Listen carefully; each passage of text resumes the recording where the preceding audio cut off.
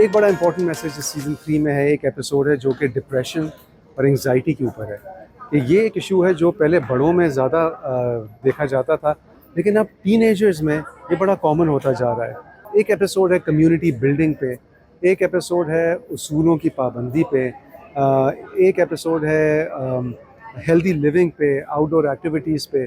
तो ऐसी चीज़ें जो कि आपके बच्चे को एक होलसम नरिशिंग बचपना दें, उन चीज़ों पे फोकस है। मीमी एक्चुअली मैं असल ज़िंदगी में भी मीमी हूँ।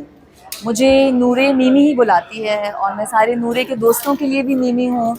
तो जब ये कैरेक्टर आया तो हमने सोचा कि इसका नाम मीमी रखेंगे तो बहुत रिलेटेबल भी होगा और एक्चुअली नाम काफ़ी फिट भी करता है। देखिए, मतीन की ओरिजिन इस तरह से हुई कि मैं हमेशा एक पपेट पेन के हाथ में बैठता था ऑल लो की ऑडिशन के लिए।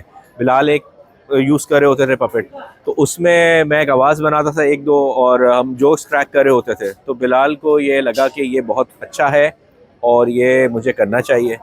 सीज़न शुरू होने से 15 दिन पहले तक मैं रिलक्टेंट था कि हम ये नहीं करेंगे, बट समहाउ ही कन्विंस्ड मी। और भाई मतीन की आवाज़ ज़्यादा वो नहीं होती, बस मुझे ऐसे करके निकालनी पड़ती है, हाँ भाई मेरा नाम मतीन है और मैं क्लास 2 में पढ़ता हूँ।